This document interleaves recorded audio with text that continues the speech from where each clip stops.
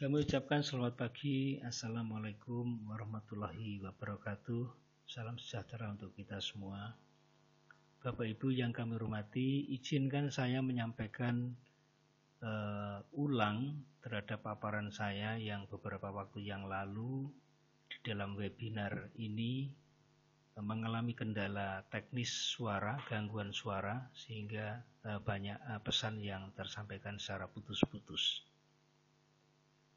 Yang kami hormati Ibu Dr. Yudi Bangun selaku Kepala Dinas Pendidikan Wonogiri, yang kami hormati Bapak Warno selaku Koordinator Wilayah Baturetno Wonogiri, Ibu Endang beserta tim selaku moderator pada webinar ini, juga tidak kalah pentingnya yang ada di belakang layar Bapak Purwadi beserta tim sebagai host ataupun admin seminar ini. Yang kami muliakan Bapak Ibu Guru beserta orang tua masyarakat yang berkenan hadir pada kesempatan ini. Izinkan saya untuk menyampaikan konsep yang pertama bahwa semua anak itu berpotensi cerdas. Maka apa demikian? Karena kita ini memiliki sekitar 100 miliar neuron saraf-saraf otak, yang mana hingga akhir hayat orang itu hanya termanfaatkan sekitar 6-10%. Dari mana saya tahu? Yaitu adanya hasil penelitian terhadap otaknya Einstein, pemenang Nobel Einstein, ketika akhir hayatnya otaknya ini dihibahkan kepada 6 kelompok peneliti untuk diteliti, untuk mengetahui seperti apa sebenarnya perbedaan antara otak Einstein dengan otak orang yang tidak pemenang Nobel. Jadi kita saksikan di sini, otaknya Einstein ini antara satu saraf dengan saraf yang lain itu saling terkoneksi, ya, dan koneksinya lebih banyak, lebih padat dibandingkan dengan saraf-saraf orang yang tidak pemenang Nobel, ya, saraf orang normal biasa. Nah, kembali lagi, dengan demikian pertanyaannya adalah bagaimana kita bisa meningkatkan jumlah interaksi antar saraf ini. Ini yang disebut dengan fenomena sinapsis, ya. Jadi sinapsis adalah suatu proses terjadinya hubungan antara satu saraf dengan saraf yang lain. Ketika satu saraf dengan saraf yang lain ini terkoneksi, maka kecerdasan orang itu menjadi naik, meningkat. Sehingga ini semakin banyak kita bisa melakukan koneksi antar saraf, maka kita akan bisa menstimuli terjadinya proses high order thinking, kemampuan berpikir aras tinggi atau kemampuan berpikir level tinggi. Pertanyaan berikutnya, bagaimana cara kita bisa memperbanyak koneksi, interkoneksi antar staf ini?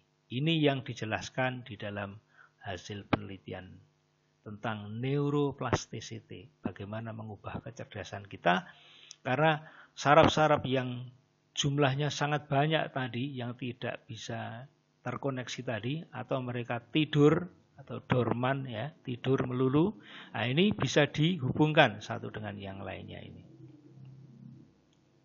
Bagaimana? Yaitu bahwa suatu saraf itu memiliki yang disebut dengan glutamat, ya, zat glutamat. Glutamat ini dia harus dikeluarkan dari saraf ini untuk membuka pintu AMPA, pintu reseptor yang ada di saraf satunya. Tugas glutamat membuka pintu. Tujuannya apa? Agar, ini yang orange ini namanya sodium, agar sodium ini bisa masuk. Tujuannya apa? Kalau sodium bisa masuk, harapannya akan bisa menendang magnesium yang ada di sini, sehingga magnesium bisa terpental keluar, karena magnesium ini ngeblok pintu di sini, mengunci pintu di sini. Kalau magnesium ini keluar, maka kalsium akan bisa masuk. Kalau kalsium bisa masuk, nanti akan bisa terkoneksi saraf satu dengan yang lain. Itu yang digambarkan dalam gambar sebelah kanan.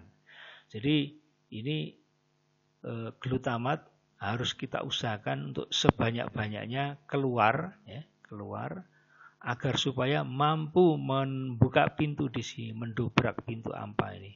Kalau lemah tidak bisa, ya, kalau lemah tidak bisa, hanya sedikit sodium yang bisa masuk. Tapi kalau kuat, glutamat ini kuat, maka akan banyak sodium yang bisa masuk. Kalau sodium yang masuk ini jumlahnya banyak, maka dia akan mampu mendang magnesium di sini keluar sehingga kalsium bisa masuk. Ya, kalau kalsium bisa masuk, maka akan terjadi koneksi satu saraf itu dengan saraf yang lain.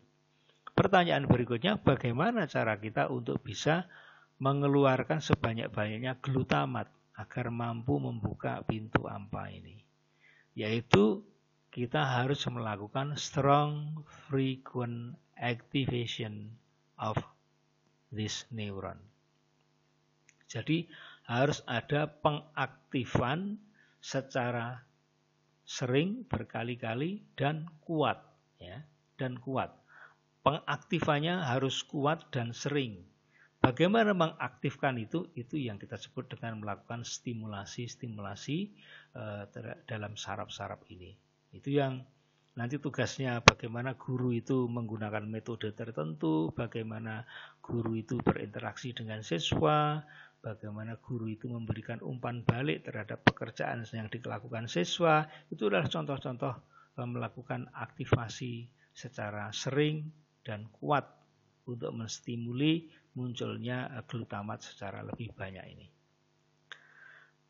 Dan ini akan kita diskusikan lebih lanjut di dalam berbagai diskusi berikutnya. Terus sekalian, yang berikutnya yang ingin kami sampaikan terkait dengan konsep tentang learning.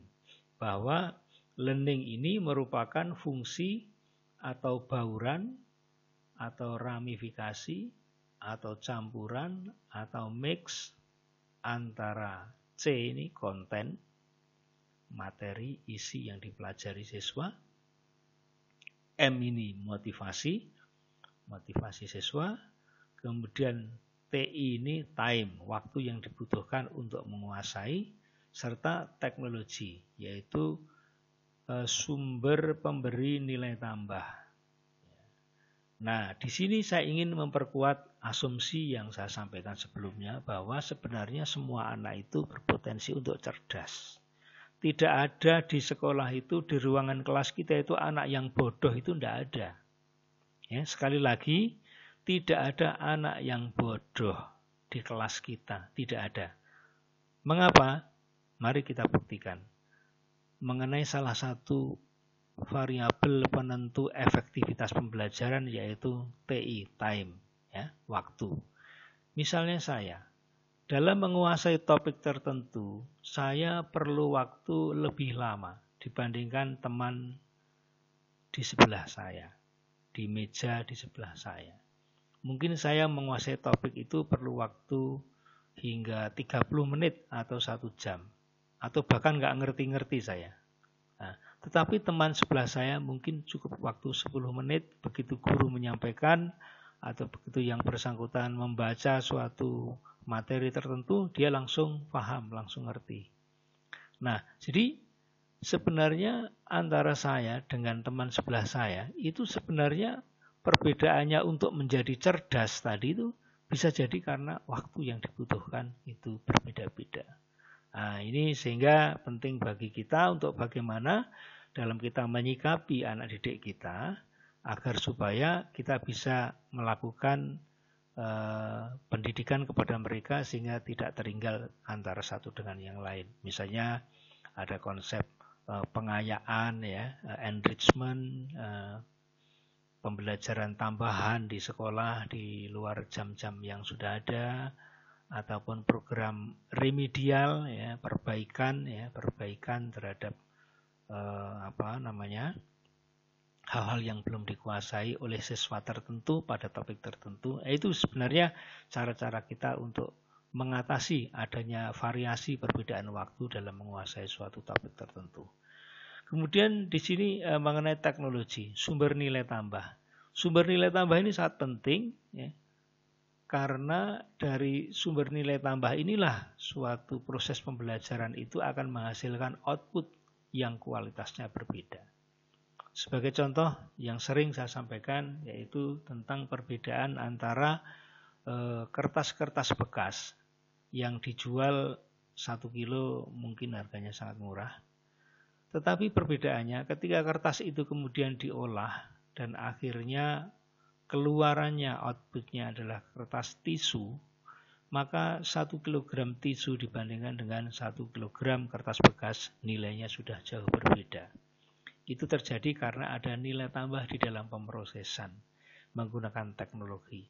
Tapi yang saya maksud teknologi di sini bukan berarti itu mesin saja ya, bukan. Tapi teknologi di sini adalah segala sesuatu yang menjadi sumber nilai tambah.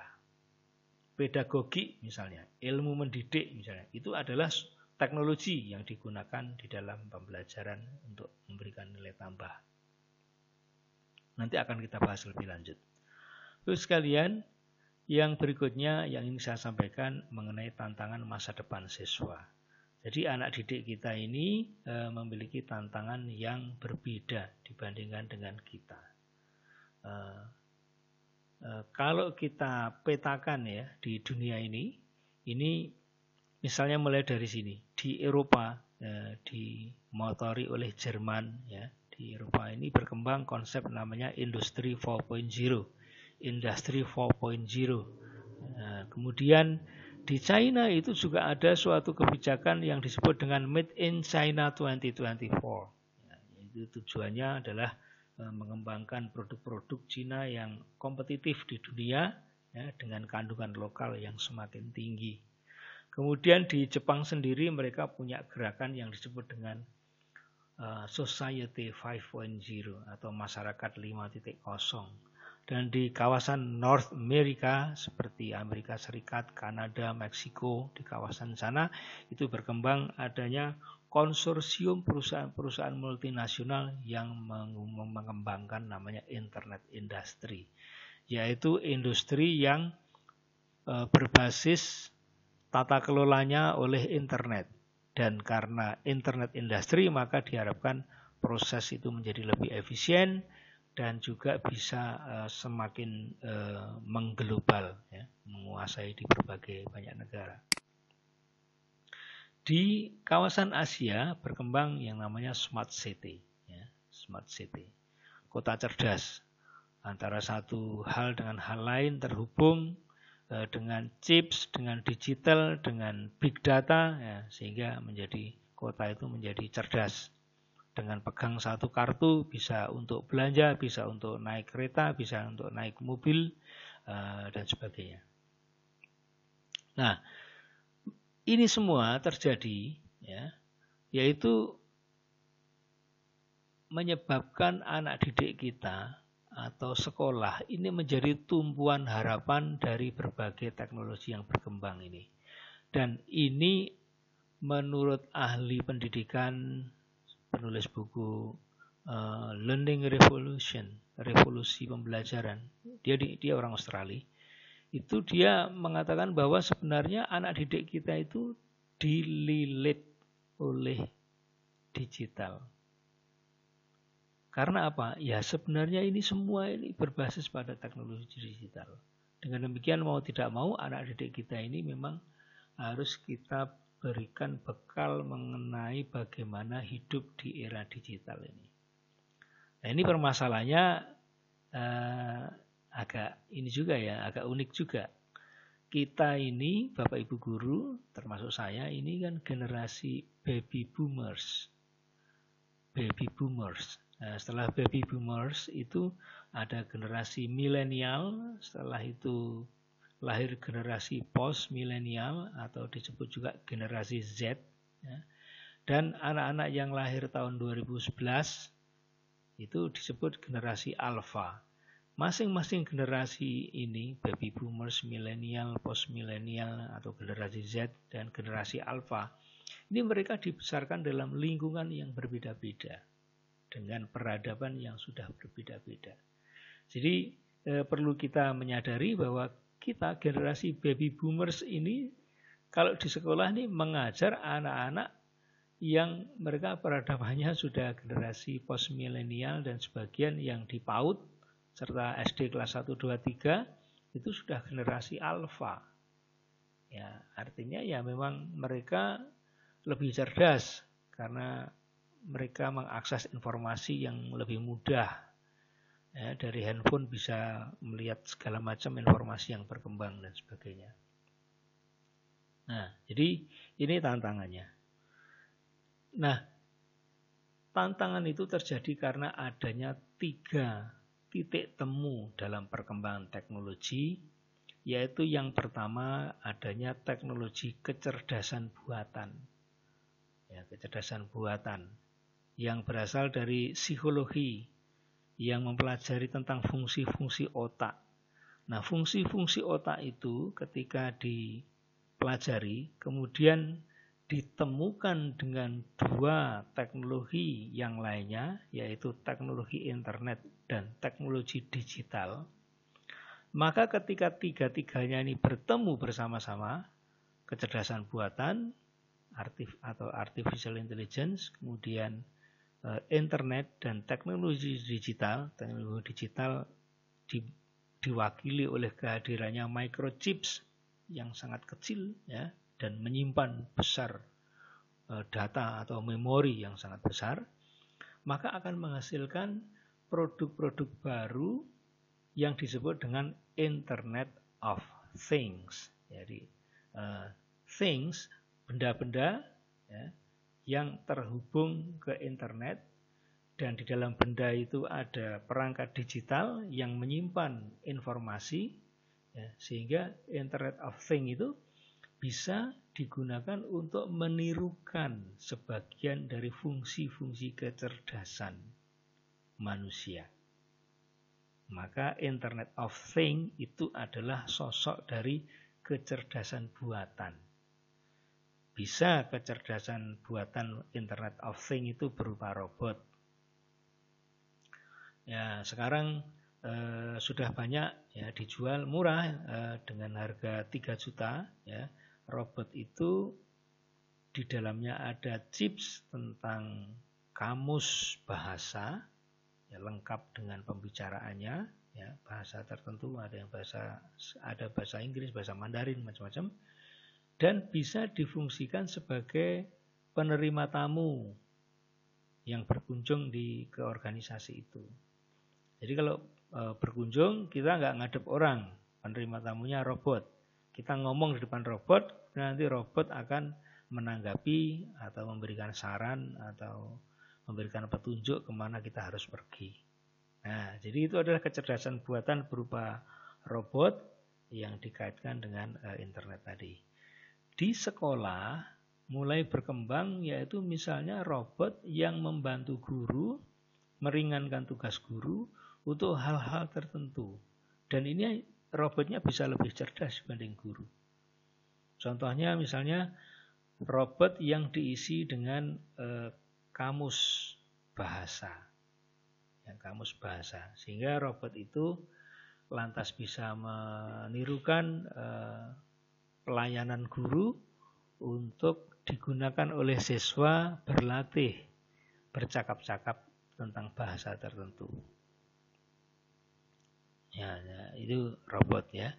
Nah, kemudian yang berikutnya yaitu terkait dengan big data. Karena tadi internet, kecerdasan buatan, teknologi digital tadi itu sudah menjadi budaya kehidupan masyarakat, maka di masyarakat lantas berkembang banyak data. Data itu sangat besar sehingga muncul konsep big data, data besar. Ini apa maknanya? Maknanya bahwa anak didik kita, misalnya kelas 4 SD, itu sebaiknya sudah mulai dikenalkan dengan prinsip-prinsip dasar yang sederhana tentang statistik. Saya sudah melihat ada beberapa sekolah yang maju itu mereka sudah mengenalkan konsep dasar statistik secara sederhana itu mulai kelas 4 SD. Mengapa itu dilakukan? Karena mereka menyadari bahwa anak didik kita itu nantinya itu mereka adalah masyarakat yang akan dihadapkan pada data yang sangat besar. Mereka akan dihadapkan pada kegiatan hasil penambangan data, ya, penambangan data. Jadi ada kegiatan menambang data di depan itu, ya, masyarakat di depan itu ada kegiatan menambang data. Begitu ditambang data itu menghasilkan informasi yang macam-macam. Nah, anak didik kita harus mengetahui prinsip-prinsip dasar statistik tentang pengolahan data, makna data. Yang berikutnya yaitu tentang tadi saya sebut mengenai Internet of Things, itu akan mewarnai kehidupan anak didik kita ke depan, ya, sehingga misalnya satu kartu bisa untuk melihat TV, bisa untuk untuk mengoperasikan AC, remote-nya, ya, terkoneksi, kemudian ada security yang memonitor rumah kita dan bisa kita akses, kita monitor dari handphone kemanapun kita pergi dan sebagainya. Ini adalah contoh-contoh Internet of Things yang akan mewarnai kehidupan anak didik kita ke depan. Nah, sebagaimana kita ketahui bahwa kecenderungan urbanisasi itu terus akan semakin meningkat. Sekarang sekitar 36% masyarakat itu tinggal di perkotaan. Nanti 50 tahun yang akan datang itu akan meningkat menjadi sekitar 60%. Jadi kecenderungannya dari tahun ke tahun itu selalu meningkat. Dan ketika masyarakat itu tinggal di perkotaan, maka suasana kehidupan mereka itu nantinya juga kehidupan yang diwarnai dengan Internet of Things yang semakin banyak. Misalnya sekarang ada drone, ya, ada drone yang bisa digunakan untuk bermacam-macam kepentingan seperti itu. Kemudian ada kegiatan-kegiatan yang sudah touch screen, ya. Kalau screen-nya disentuh, layar sentuh, ya, sudah bisa berfungsi dengan baik. Mulai ada mobil tanpa pengemudi, ya, seperti Google, ya, mobil Google dan mobil-mobil lain. Karena misalnya arahnya, petanya sudah tertentu sehingga mereka misalnya nih, taruhlah seperti di Indonesia ini yang jalannya masih berkelok-kelok, tapi mereka bisa difungsikan suatu saat ke depan, ya, misalnya di wilayah yang sudah tertata dengan baik, khusus untuk mengirim paket misalnya. Mengirim paket itu kan misalnya di dalamnya kan nggak ada orang, ya. Kalau misalnya masih agak sedikit-sedikit risiko, atau yang rusak bukan orang, yang rusak barang. Jadi misalnya bisa untuk mengirim paket dari satu lokasi ke lokasi lain yang tertentu itu dengan mobil tanpa pengemudi orang misalnya. Kemudian yang juga akan berkembang di masa depan yaitu terkait dengan augmented reality, yaitu reality, keadaan nyata yang bisa difahami secara lebih komprehensif, augmented, lebih besar, lebih komprehensif, lebih mendalam. Mengapa? Karena di dalam augmented reality ini antara lain menggunakan konsep perekaman 360 derajat.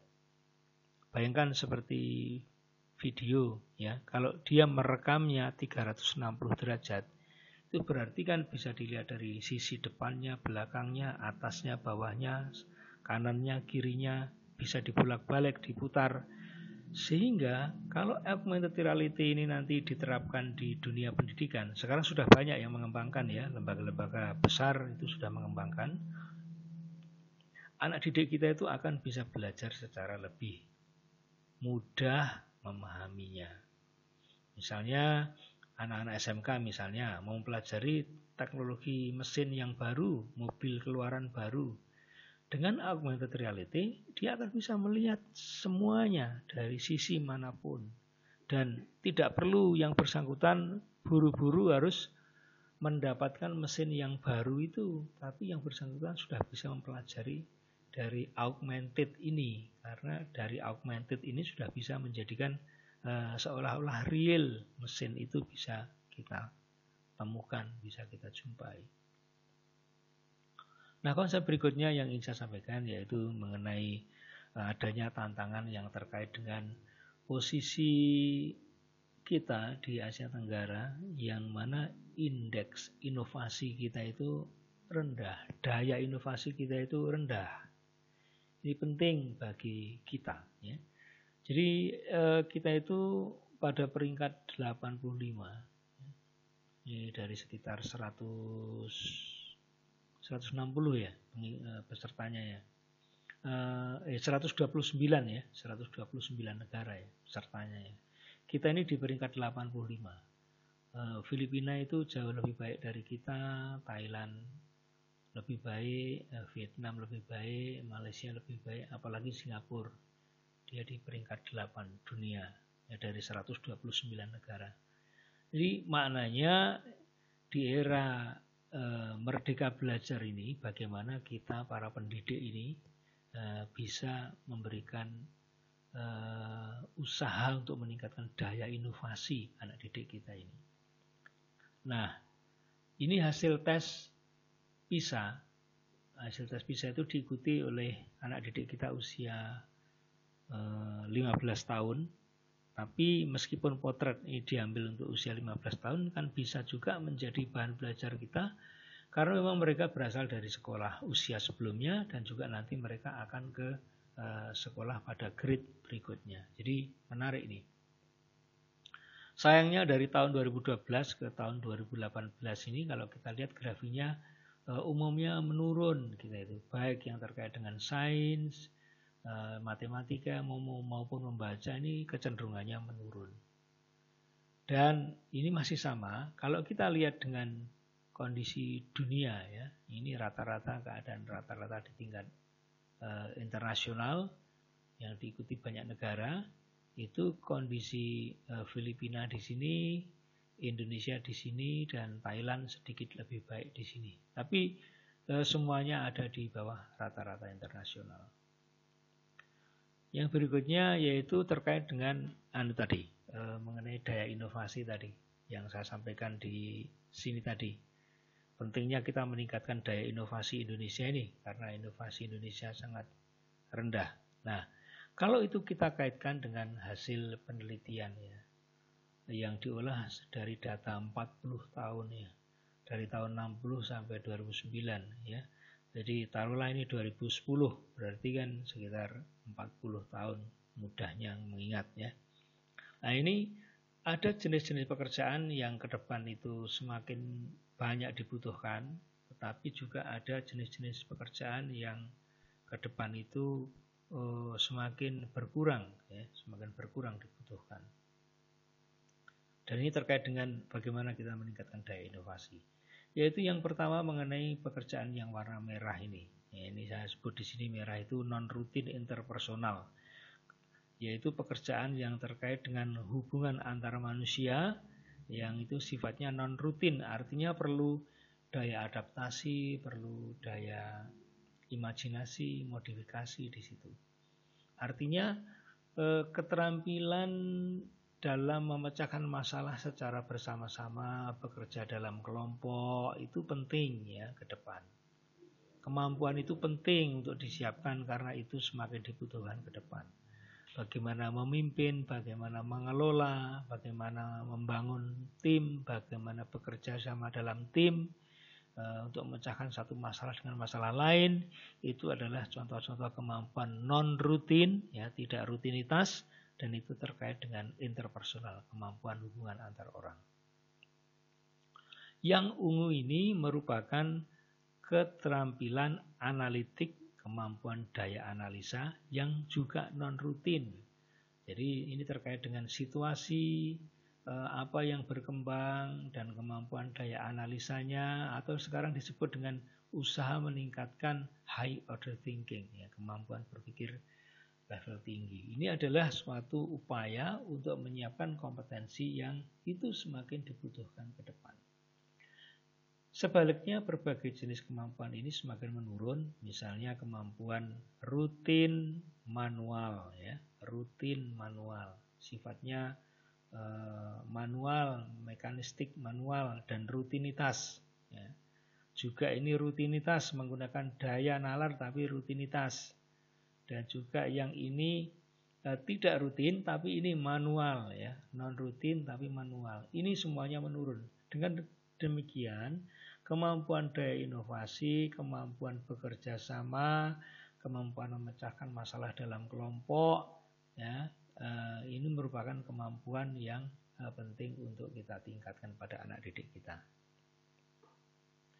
Yang berikutnya terkait dengan adanya berbagai peluang yang dihadapi oleh anak didik kita. Misalnya, sekarang mulai banyak aplikasi yang gratis yang bisa diakses melalui Play Store di handphone kita, dan itu berada pada masa depan anak didik kita.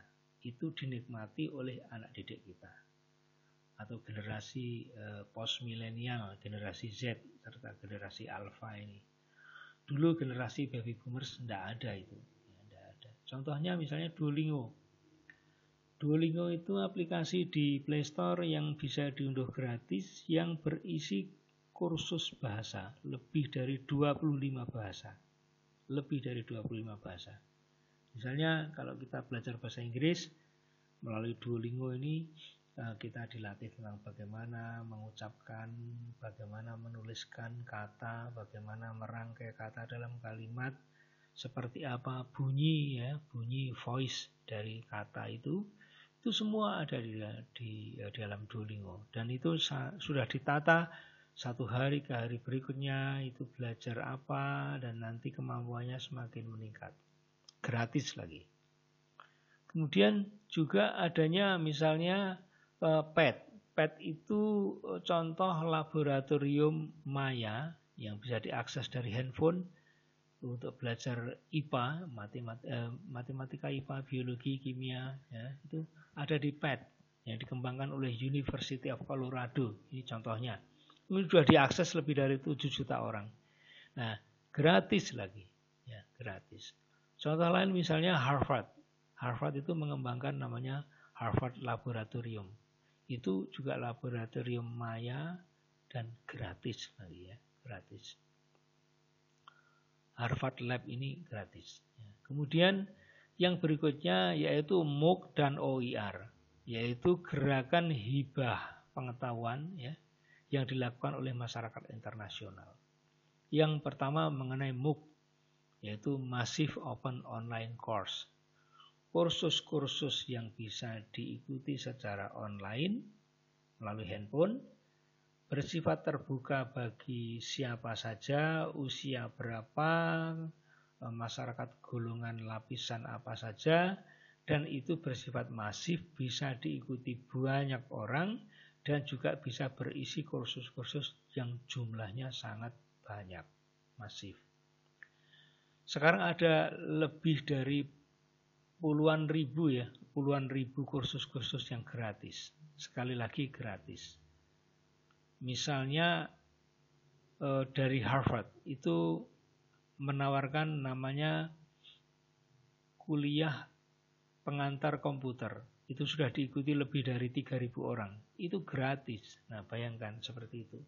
Jadi kadang-kadang saya merenung MOOC ini di satu sisi merupakan peluang, tapi di sisi lain itu merupakan tantangan yang sangat besar bagi generasi tertentu. Menjadi peluang itu bagi generasi yang menguasai bahasa Inggris. Karena umumnya MOOC ini dikembangkan di negara-negara maju dan mereka berbahasa Inggris. Ini menjadi tantangan ataupun ancaman bagi anak-anak yang tidak menguasai bahasa Inggris. Bayangkan kalau misalnya di Afrika mereka masyarakat bisa bahasa Inggris, di Filipina masyarakat bisa bahasa Inggris. Mereka bisa dengan cepat dan leluasa mengikuti bermacam-macam puluhan ribu kursus gratis ini. Tapi kalau misalnya anak didik kita nggak bisa bahasa Inggris, ya kan gapnya, kecenderungannya menjadi semakin besar ketertinggalannya. Nah, OER juga sama. Ini merupakan gerakan hibah pengetahuan, yaitu Open Education Resources, sumber-sumber belajar yang bersifat terbuka. Ini ratusan juta buku, artikel, video, audio yang bisa diakses secara gratis. Baik itu bisa diakses, dibaca, atau sebagian bahkan bisa diakses dalam arti sampai bisa diunduh gratis. Karena ada gerakan juga yang muncul beberapa tahun terakhir yang disebut dengan gerakan bebas copyright. Yaitu biasanya mereka gerakan yang copyright-nya itu kodenya ada misalnya Creative Commons, CC ya, Creative Commons. Itu gerakan masyarakat membuat pengetahuan diunggah ke internet dan pengetahuan itu dibebaskan copyright-nya untuk bisa digunakan siapa saja. Nah, itu gerakan Creative Commons ya, copyright Creative Commons. Nah, Bapak sekalian, ini jumlahnya sudah ratusan juta ya, ratusan juta. Dari mana saya tahu? Kalau Bapak Ibu mengunjungi OIR namanya Mason OIR ya. Mason ya, tulisannya Mason OIR. Itu dikembangkan oleh George Mason University. Itu masuk ke Mason OIR itu nanti akan terhubung ke Education Resources di mana-mana dan itu bisa. Saya mencoba memasukkan kata leadership misalnya, kepemimpinan. Itu langsung keluar 1,6 juta sumber-sumber belajar, baik itu buku, artikel, maupun yang lainnya yang ada di dunia ini. Dan 1,6 juta itu bisa kita pelajari semua, bisa kita akses semua. Ya, bayangkan seperti itu. Itu baru satu kata ya, kepemimpinan. Belum nanti kalau kita entry kata yang lain. Kemudian contoh berikutnya misalnya mengenai Khan Academy, ya, yaitu adanya mata pelajaran dan video yang gratis. Intinya ini hanya merupakan contoh-contoh saja bahwa anak didik kita itu memiliki peluang untuk berkembang yang sangat luas, sangat terbuka, dan mereka juga memiliki persaingan kecerdasan, persaingan kompetensi dengan masyarakat di dunia yang juga semakin terbuka. Kuncinya adalah di penguasaan bahasa Inggris. Nah, kembali ke hasil penelitian tentang saraf tadi, ya, itu ada yang menarik bahwa sebenarnya belajar bahasa itu lebih efektif ketika masih anak-anak, masih PAUD, masih anak-anak SD awal, ya. Itu merupakan momentum bagi saraf-saraf kita untuk mempelajari berbagai bahasa. Ya, jadi ini praktek ini belum dilakukan dan bahkan belum menjadi kebijakan nasional kan. Tapi hasil penelitiannya seperti itu. Kalau ingin mempelajari bahasa lebih efektif mempelajarinya itu waktu usia anak-anak.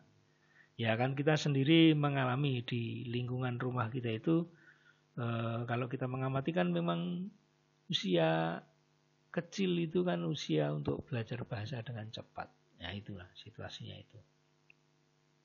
Jadi usul saya perlunya di usia PAUD, usia SD itu anak-anak diajar ngomong ya, bukan nulis ya, terutama ngomong dulu ya, bicara mengenai bermacam-macam bahasa, ya, bermacam-macam bahasa. Ya, dan saya usulkan bahasa Inggris sebagai bahasa akademik, bahasa ilmu pengetahuan, bahasa internasional itu sangat penting untuk dikuasai.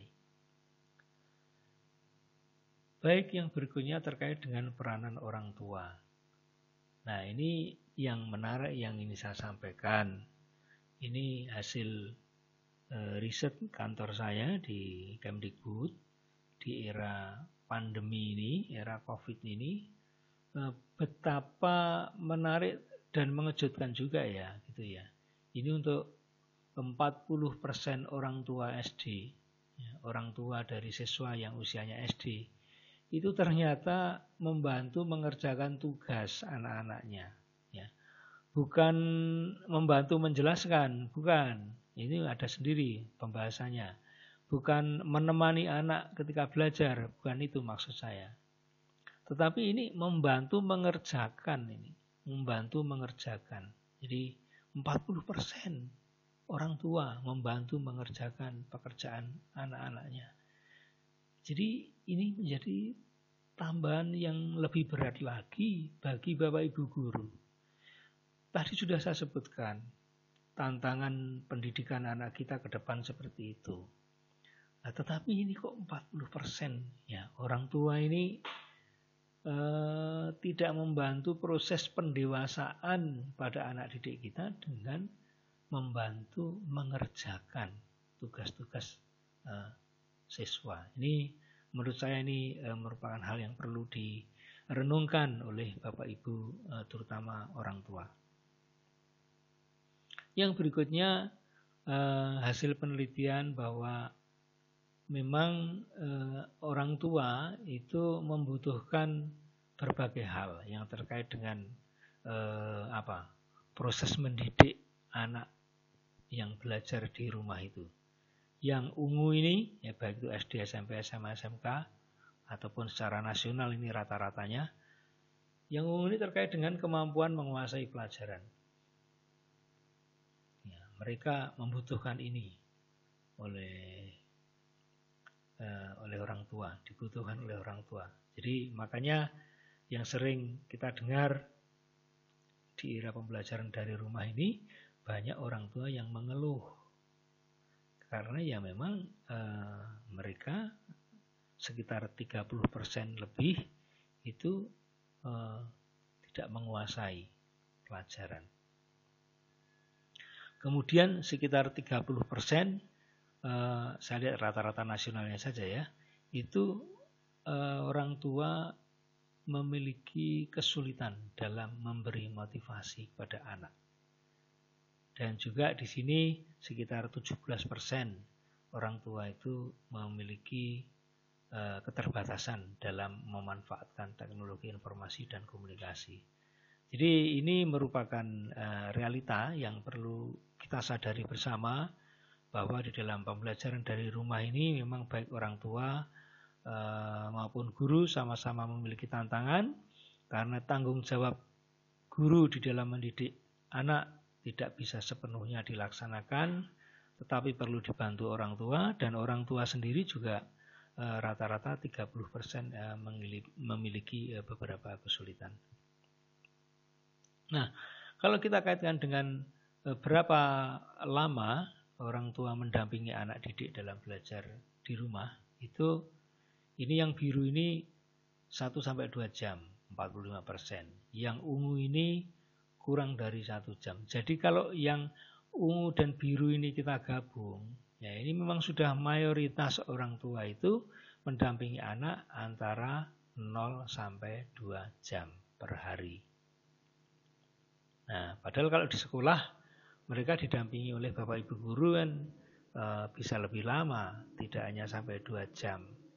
Nah, jadi ini merupakan kondisi yang kita hadapi yang boleh dibilang menjadi sumber ketertinggalan bersama-sama.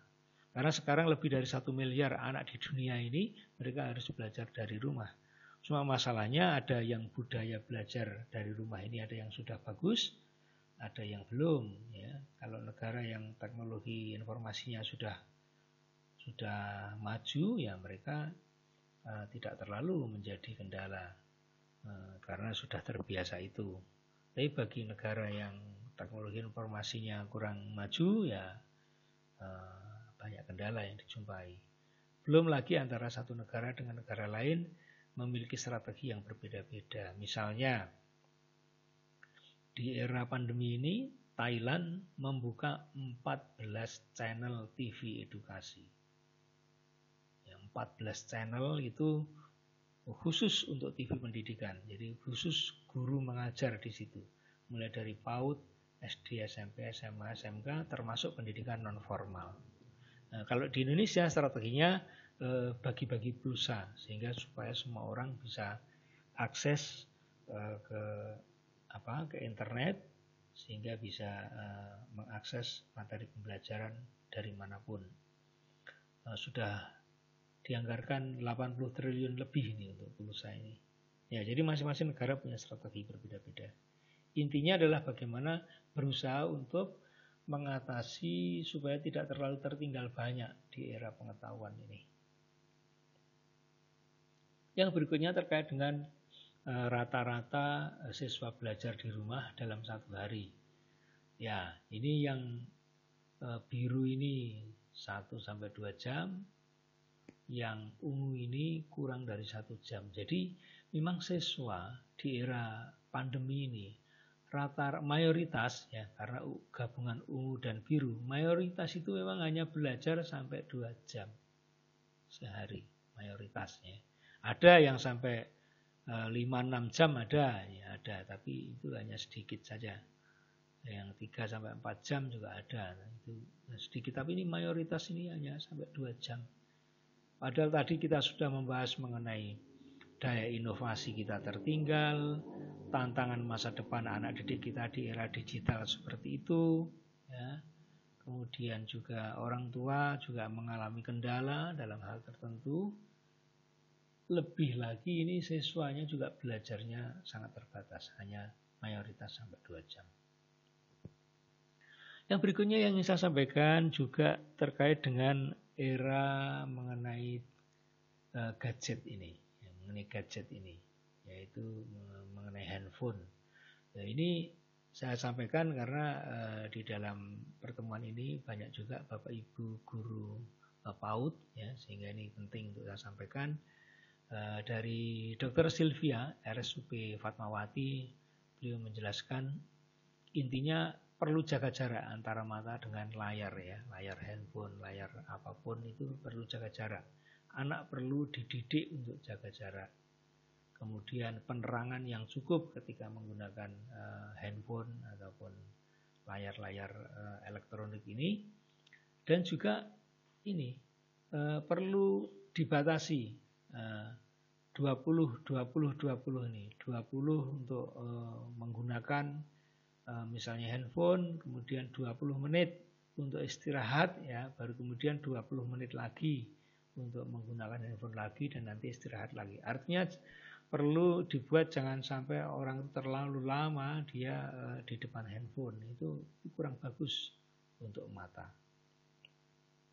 Nah, kemudian Dr. Nurmiati dari RSCM dan juga beliau dosen di Fakultas Kedokteran di UI, beliau mengatakan kalau anak itu masih kurang dari 2 tahun, itu sebaiknya jangan diizinkan, ya, untuk mengakses handphone. Jangan terpajan, jangan berhadapan dengan layar handphone. Kalau anak itu 2-5 tahun, ya, usia PAUD nih, ya, maka harap dibatasi maksimal 1 jam. Dan kalau itu terlalu lama, ya, itu nanti bisa menyebabkan anak itu mengantuk atau tidak fokus, tidurnya terganggu dan sebagainya. Nah, ini hasil perbandingan tentang kebijakan penggunaan handphone ataupun penggunaan kegiatan di depan layar, ya, baik layar TV, layar handphone dan sebagainya, itu semacam itu di berbagai negara. Misalnya di Amerika Serikat, untuk bayi 2 tahun itu tidak boleh. Untuk balita itu maksimal 1 jam. Itu pun didampingi oleh orang tuanya, co-viewing, didampingi orang tuanya. Kemudian kalau usia sekolah itu ada pembatasan waktu, ya, tadi kan ada sekitar 2 jam, ya, dan itu juga diarahkan untuk konten-konten pendidikan. Nah, kalau di Kanada itu bayi 2 tahun juga tidak boleh. Kalau balita bahkan hanya maksimal 1 jam, ya, 1 jam. Kalau usia sekolah itu ya maksimal 2 jam. Artinya setelah 5 tahun ini, ya, ini untuk SD itu sekitar maksimal 2 jam per hari, ya, per hari. Kemudian di Australia juga begitu. Untuk bayi 2 tahun itu tidak boleh, ya, balita itu maksimal 2 jam. Di Selandia Baru itu seperti ini, maksimal bahkan mereka hanya 1 jam, ya, kalau balita. Anak-anak sekolah itu bisa 2 jam. Di Jerman sama, bahkan untuk balita itu hanya 30 menit, sangat sangat membatasi nih di Jerman. Yang peradaban teknologinya tinggi seperti itu. Hanya 30 menit. Kalau SD itu sehari maksimal hanya 1 jam. Kalau remaja itu maksimal 2 jam per hari ya, per hari. Jadi bayangkan Bapak Ibu bisa membandingkan dengan realita yang ada pada anak didik kita ataupun di lingkungan kita. Nah, yang berikutnya saya ingin bahas mengenai peranan guru, kepala sekolah, dan saya sebut komunitas guru, maksud saya lintas KKG MGMP, nanti ada maksudnya itu, kita terkait dengan ini. Yaitu yang pertama terhadap hasil risetnya Dawson yang mengatakan bahwa ketika guru itu mengajar dengan efektif ya, terhadap siswa yang prestasinya rendah, maka guru itu akan bisa meningkatkan prestasi siswa hingga 53% setelah 1 tahun. 3 tahun berikutnya bisa meningkatkan hingga 83%. Itu kalau ngajarnya sangat efektif. Kalau ngajarnya kurang efektif, itu maka siswa yang prestasinya rendah itu 1 tahun berikutnya hanya bisa meningkat 14%. 3 tahun berikutnya bisa meningkat 29%. Jadi ini selisih antara guru sangat efektif dengan kurang efektif ini terhadap upaya peningkatan prestasi siswa yang rendah itu selisihnya bisa lebih dari 50%. Karena di sini 83%, di sini hanya 29% ya, lebih dari 50%. Artinya peranan penting memang bagaimana guru bisa mengajar sangat efektif. Yang berikutnya kami ingin menyampaikan mengenai perkembangan 100 tahun terakhir tentang bagaimana sebenarnya orang itu belajar atau teori belajar. Maka kalau kita petakan ada 4 teori besar yang berkembang, yaitu yang pertama behaviorisme, yang kedua kognitivisme, yang ketiga konstruktivisme, dan yang keempat konektivisme. Behaviorisme ini merupakan suatu aliran teori belajar yang menyatakan bahwa sebenarnya anak didik kita itu belajar karena yang bersangkutan melakukan hubungan antara stimulus dengan respon dan membayangkan apa asosiasinya yang terjadi antara stimulus dengan respon itu. Jadi contohnya kalau 4 plus 2 itu ada berapa, maka 4 plus 2 ini sebagai suatu stimulus, maka siswa itu akan melakukan respon. 4 plus 2 itu 6. 6 ini adalah respon. Dan orang dikatakan belajar karena yang bersangkutan sudah bisa sampai tahap melakukan asosiasi antara hubungan stimulus dengan respon. Yaitu, ternyata jika 4 ditambah 2 itu ada 6. Nah, ini adalah proses belajar yang terjadi karena bisa melakukan stimulus, respon, dan berhasil meresapi asosiasi antara stimulus dengan respon. Dengan demikian, penguatan dan frekuensi itu sangat penting dalam membangun kekuatan asosiasi tadi. Sehingga memastikan bahwa siswa dalam mempelajari topik-topik tertentu itu berhasil menemukan asosiasi antara stimulus dengan respon. Kalau sekali nggak terjadi ya diperkuat lagi sehingga yang bersangkutan akhirnya bisa menemukan asosiasi itu. Jadi penguatan dan frekuensi itu sangat penting untuk meningkatkan kemampuan memperoleh asosiasi stimulus dan respon. Dengan demikian pengalaman yang terjadi itu merupakan hasil dari belajar. Karena melalui asosiasi ini maka orang kemudian memiliki pengalaman. Pengalaman tentang menghubungkan stimulus dengan respon. Nah, ini behaviorisme. Kognitivisme mengajarkan bahwa sebenarnya belajar itu merupakan proses kognitif, proses berpikir, proses memecahkan masalah, proses membentuk konsep. merumuskan konsep, ya, menyimpulkan adanya suatu konsep. Belajar itu merupakan proses mengolah informasi. Jadi yang sering dicontohkan itu sederhananya kognitivisme itu memperlakukan orang belajar itu otak itu seperti komputer, ya, seperti komputer. Kalau mereka diberi input berupa apakah itu data, ya, kemudian baik itu data itu angka ataupun gambar ataupun apa, nanti komputer akan mengolah sehingga menghasilkan output. Misalnya kalau mereka kita kasih angka-angka kemudian pakai Excel sum, maka dia akan ngolah, oh ternyata jumlahnya sekian karena fungsi sum, ya, itu karena kognitif. Jadi kognitif adalah suatu proses belajar di mana otak manusia itu merupakan proses berpikir, proses mengolah informasi. Kemudian aliran pemikiran berikutnya terkait dengan teori konstruktivisme, konstruk bangunan, ya, konstruk bangunan. Jadi orang itu harus membangun apa? Membangun pengetahuan sesuai dengan situasi konteks di mana pengetahuan itu dibangun oleh yang bersangkutan.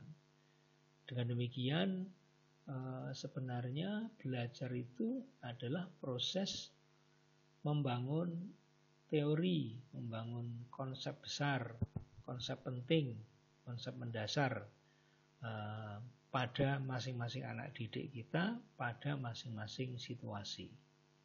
Ini konstruktivisme. Jadi penting sekali dipahami di sini bahwa sebenarnya anak didik kita itu ketika mempelajari suatu topik itu harus kita antarkan agar yang bersangkutan sampai berhasil mengkonstruk, berhasil membangun suatu teori.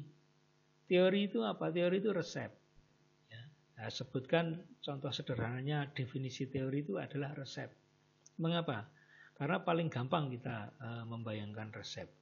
Teori itu cirinya minimal ada dua. Satu, kalau digunakan, teori itu pasti bisa memecahkan masalah. Kalau teori digunakan tidak bisa memecahkan masalah, berarti teori itu sudah tidak cocok lagi. Ya, harus dibangun teori baru. Nah, ciri yang kedua dari teori adalah ketika digunakan, maka akan dapat diprediksi apa yang akan terjadi dari penggunaan teori itu. Maka saya sebut padanan teori definisinya adalah resep. Kalau dokter menulis resep, maka dia sedang berusaha memecahkan masalah. Oh, ini nanti kalau diminum flu Anda akan sembuh. Ya, itu resep itu adalah teori yang dibangun oleh dokter untuk memecahkan suatu masalah. Ciri yang kedua, dokter tahu kalau dia menulis resep, dia tahu apa yang akan terjadi dari digunakannya resep itu. Maka dia akan mengatakan berikutnya, kalau nanti minum obat ini, Anda jangan mengendarai kendaraan. Karena ini nanti akan bisa menyebabkan Anda mengantuk, berbahaya. Nah, jadi dia tahu apa yang akan terjadi ketika teori itu digunakan. Nah, jadi itulah ciri teori. Dan anak-anak didik kita di dalam belajar harus selalu kita antarkan hingga yang bersangkutan berhasil menulis resep, berhasil membangun teori dalam setiap topik-topik yang mereka pelajari. Bagaimana itu caranya? Ya di dalam belajar nanti yang bersangkutan diantarkan sampai bisa membuat suatu kesimpulan, meresapi kemudian menyimpulkan dan mengungkapkan kesimpulannya itu menurut yang bersangkutan apa, itu yang dimaksud oleh konstruktivisme. Ya, karena teori itu sifatnya kontekstual, situasional oleh masing-masing individu, maka menurut konstruktivisme yang namanya kebenaran itu tidak selalu general. Kebenaran itu ada di mana-mana, oleh siapa saja dalam masing-masing konteks lingkungannya. situasinya. Nah, yang berikutnya adalah mengenai konektivisme. Aliran pemikiran konektivisme mengatakan bahwa yang namanya belajar itu merupakan proses mengkoneksikan, menghubung-hubungkan antara satu node, ya. Node itu titik yang berisi sumber informasi, itu node. Jadi konektivisme mengatakan belajar itu merupakan proses menghubung-hubungkan satu node, satu titik dengan titik lain, ya, sehingga dari situ akan tumbuh pengetahuan yang bisa dihasilkan. Contoh sederhananya konektivisme ini adalah kalau kita pakai HP, kemudian masuk ke Google, misalnya kita ketik cara bikin rujak cingur, maka di situ akan muncul bermacam-macam tulisan sumber informasi, bermacam-macam node tentang rujak cingur. Ya, ada yang mengatakan tahap-tahap bikin rujak cingur, ada yang mengatakan resep bikin rujak cingur, ada yang mengatakan apalagi ya terkait dengan rujak cingur. Ya, kalau masing-masing node titik itu kita buka berisi informasi yang terkait dengan rujak cingur, dan kalau ini satu titik dengan titik lain ini kita hubungkan, maka kita akan bisa membangun pengetahuan, yaitu pengetahuan tentang bagaimana membuat rujak cingur. Ya, ini menurut konektivisme. Jadi konektivisme ini sangat tepat berlaku ketika orang berada pada era digital, pada era sosial media, sosmed, ya, ada era online, forum dan sebagainya itu. Nah, inilah 4 teori besar tentang bagaimana sebenarnya orang itu belajar. Artinya apa? Kita sebagai pendidik perlu menguasai semuanya dan bisa menggunakan masing-masing sesuai dengan karakteristik, ya, konteks, ya, ciri-ciri dari topik yang sedang kita ajarkan. Dan bisa juga nanti antara satu aliran pemikiran dengan pemikiran lain kita kombinasikan, itu tidak apa-apa, tidak masalah. Ini hanya suatu konsep besar untuk memahami bahwa sebenarnya kita itu tidak boleh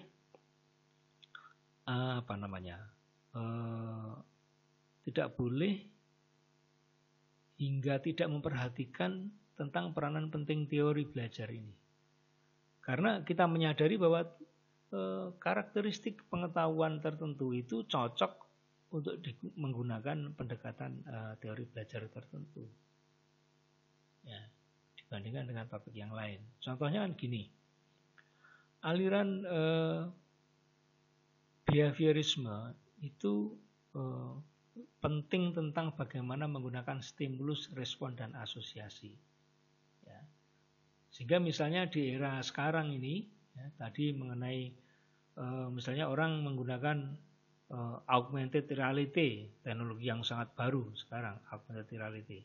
Itu di situ jelas, digunakan ini sebagai suatu stimulus augmented reality ini.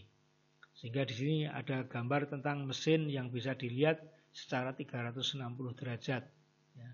Udah pasti di situ, spesifik tentang itu, topiknya tentang itu.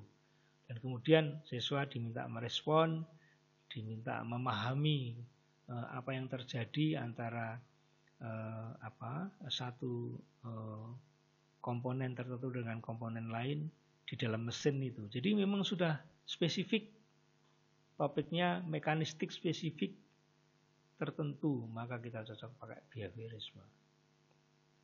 Ya. Tapi kalau misalnya kita mau mengajarkan pada anak didik kita tentang misalnya bagaimana menjadi masyarakat yang baik dalam kehidupan sosial kita. Wah, itu topiknya kan sangat luas, persepsinya beda-beda, bisa mengundang kesimpulan yang berbeda-beda antara satu anak dengan anak yang lain. Karena memang topiknya topik yang ilmu sosial yang luas seperti itu. Nah, maka akan cocok misalnya pakai konstruktivisme. Kemudian kalau misalnya itu kita arahkan pada ya konstruktivisme, tapi saya akan arahkan agar anak didik kita itu juga pandai memecahkan masalah yang kompleks itu. Maka gabungan antara kognitivisme dengan konstruktivisme perlu kita lakukan. Ya. Kemudian kalau misalnya lagi, oh ini cocok, setelah itu biar mereka melakukan pengayaan, masuk ke internet, ambil e-book, ya, buku elektronik yang ada di kementerian, buka di halaman sekian, ya, kemudian masuk ke YouTube, buka videonya ini, atau ini video dari Bapak Ibu Guru yang saya kirim ke WA, linknya silahkan dibuka. Nah, kemudian kita masuk ke konektivisme. Jadi ini suatu aliran-aliran pembelajaran yang perlu kita kuasai, mana yang perlu kita kombinasikan, mana yang tidak. Ya. Oke. Yang berikutnya ini sudah sering kita dengar, tapi perlu saya segarkan di sini, yaitu tentang kecerdasan majemuk. Maknanya bahwa anak didik kita memiliki bermacam-macam kecerdasan, dan itu perlu kita kenali, ya, dan juga perlu disadari bahwa satu orang bisa memiliki lebih dari satu jenis kecerdasan yang kuat, yang perlu dikembangkan karena itu lebih efektif, ya, untuk kehidupan mereka kelak. Ini sebagai ilustrasi. Di Jerman itu kalau anak sudah berakhir kelas 4 SD, maka orang tuanya diundang ke sekolah untuk bertemu dengan Bapak Ibu Guru. Bapak Ibu Guru menyampaikan hasil catatannya, pengamatannya dari kelas 1 sampai kelas 4 oleh sekolah itu, ya. Kemudian orang tua diberitahu kekuatan kecerdasan anaknya itu dalam hal apa, sehingga ke depan itu diusulkan supaya berkembang dengan baik, maka yang bersangkutan menguasai jenis-jenis kompetensi tertentu, nanti mengarah kepada profesi tertentu. Nah, itu ilustrasi bahwa sebenarnya harusnya itu di sekolah itu punya catatan perkembangan kecerdasan anak yang diamati dari kelas 1 sampai kelas 4 itu. Itu tugas sekolah. Karena memang orang tua tidak bisa melakukan itu. Ya, karena memang pembelajaran ada di sekolah. Jadi ini yang penting untuk kita lakukan. Nah, ada 8 jenis kecerdasan yang dikemukakan oleh Gardner itu dari Harvard itu. Yaitu yang pertama terkait dengan kecerdasan bahasa. Ada anak yang sangat mudah untuk mempelajari berbagai bahasa. Nah, kemudian juga ada yang lebih mudah yang bersangkutan belajar tentang matematika ataupun berpikir logis. Ada yang mudah belajar menguasai sisi 3 dimensi, ya. Visual, spasial, 3 dimensi. Ya. Kadang-kadang ada orang yang melihat 3 dimensi itu sulit. Ya, mau menggambar jalan di belakang jalan sana, jauh sana ada gunung. Nah itu gimana gambar gunung supaya kelihatan jauh di sana dan jalannya ada di sini. Nah itu spasial, 3 dimensi, ya. Sehingga harus bisa menggambar itu. Jangan-jangan jalannya dengan gunungnya lebih besar jalannya misalnya, padahal itu sudah saatnya jauh. Nah itu visual. Ada juga kecerdasan musik, orang lebih mudah belajar musik bagi orang tertentu. Ada juga kecerdasan body, kinestetik, ya, kecerdasan gerak olah tubuh, seperti mereka yang kakinya sangat cerdas untuk bermain bola, ya, dan sebagainya.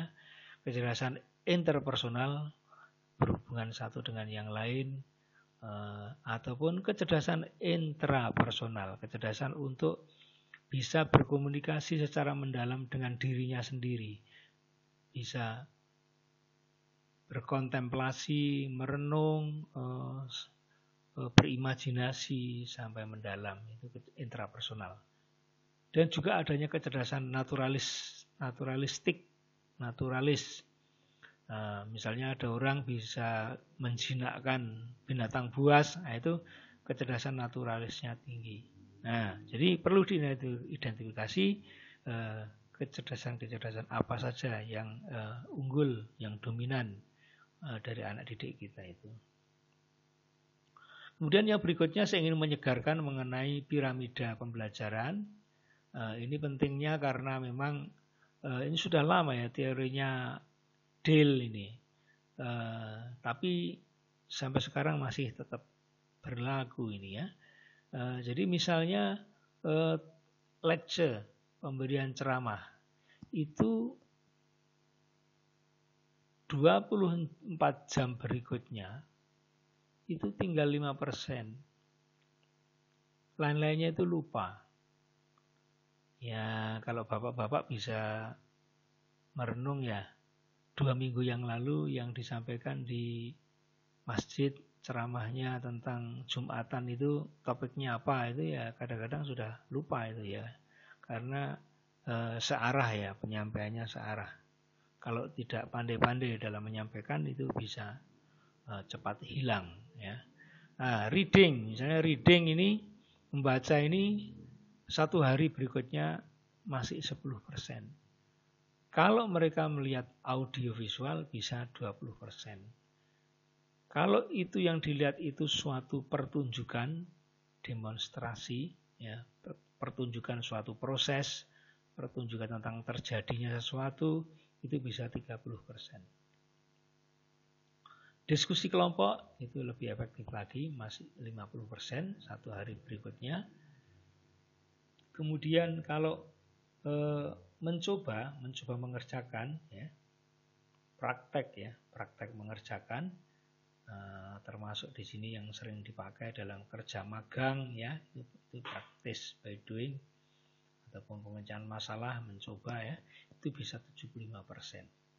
Nah, kalau sampai bisa mengajarkan pada temannya, pada orang lain, atau sekarang berkembang namanya teach back, mengajarkan kepada gurunya. Ya, jadi siswa diminta mengajarkan kepada gurunya hal yang sudah dipelajari bersama gurunya sebelumnya. Itu bisa masih 90%. Nah, ini tentang learning pyramids. Yang berikutnya Bapak sekalian ini terkait dengan mengenai pembinaan sikap, mengenai pembinaan karakter. Ya. Ini akan saya tampilkan, saya perkuat ya dengan risetnya Stanley. Ya. Stanley melakukan riset terhadap 1001 ya, anggap saja 1000 lah supaya gampang diingat, 1000 orang top di Amerika. Mereka ada mayoritas itu adalah orang terkaya, top terkaya, ya 1% orang terkaya di Amerika, jadi memang orang-orang milioner. Ya. Itu ternyata ada berbagai faktor yang sangat menarik untuk kita lihat di sini. Yang pertama, yang dianggap mereka sebagai penentu keberhasilan mereka itu karena mereka bersikap jujur kepada semua orang. Artinya sikap jujur ini perlu dibina di sekolah dan harus diterapkan serius. Tadi yang saya sampaikan dalam riset bahwa 40% orang tua membantu mengerjakan pekerjaan anak didiknya ini sangat mengganggu terhadap upaya Bapak Ibu guru dalam membina sikap kejujuran ini. Kemudian kedisiplinan yang baik, lantas mencintai pekerjaan, kemudian bekerja lebih keras dibanding orang lain, pintar bergaul ya, dan memiliki semangat yang sangat kompetitif ya, semangat yang sangat kompetitif untuk bisa unggul. Nah, dan kemudian yang ketujuh, kepemimpinan yang kuat.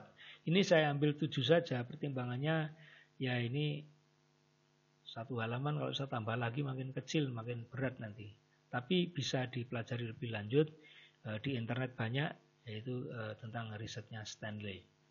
Jadi saya ingin menekankan kembali lagi mengenai pentingnya meningkatkan sikap kejujuran, sikap kerja keras, sikap disiplin, sikap pandai bergaul. Ya, ini penting. Kerja dalam kelompok, berteman, pelajaran pramuka dan sebagainya ini penting ya untuk anak didik kita ke depan. Nah, ini ilustrasi yang memperkuat pembuktian kita betapa penting di era digital seperti ini, di era yang sudah sangat maju bagi anak didik kita nantinya, itu kemampuan bekerja sama dalam tim itu sangat penting. Buktinya apa? Buktinya gambar ini. Inilah adalah gambar pesawat Airbus.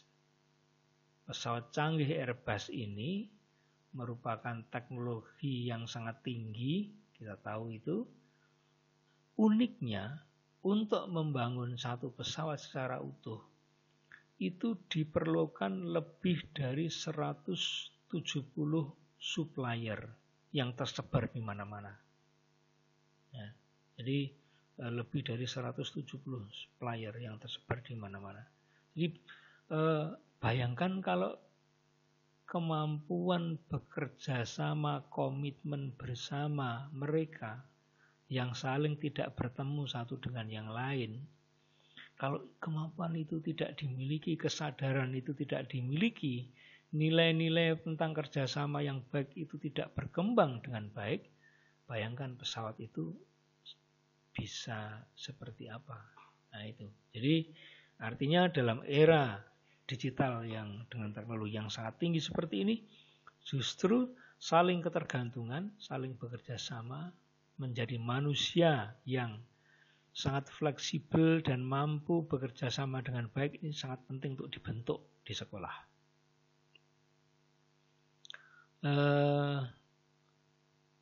Di era pandemi ini, kementerian sudah mengeluarkan kebijakan. Ya, kita tahu itu bahwa